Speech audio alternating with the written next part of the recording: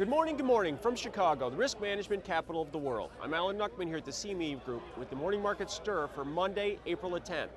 Frantic Friday, most of the action happened in the overnight session.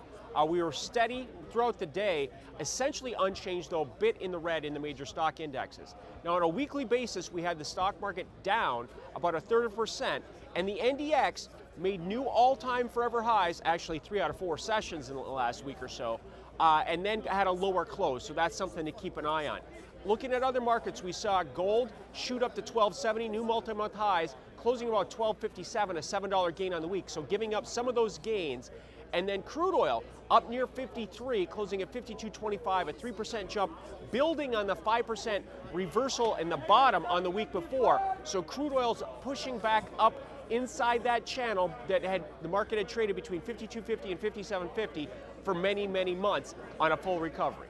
So now, where do we stand here on Monday morning? With all of the geopolitical action and a lot of the Monday morning quarterbacking over the weekend. Well, right now stocks are steady. We're about 2 points higher in the E-mini S&P. The Nasdaq's up 2 as well, and the Dow futures are up 10. Looking at crude oil is pressing on that recent high. We're at 52.80 right now, up 50 cents.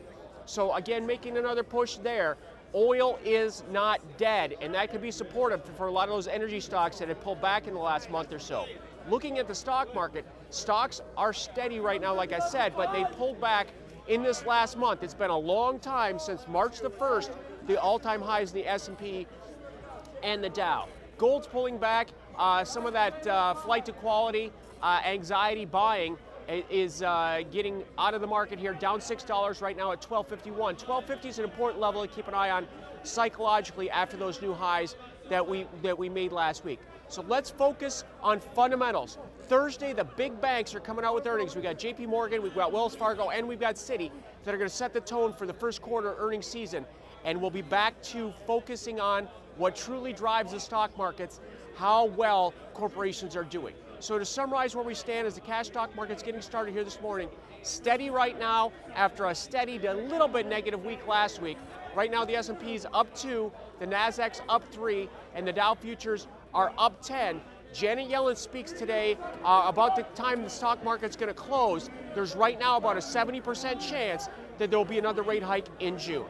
Alan Nuckman here at the CME Group, where it all comes back to commodities.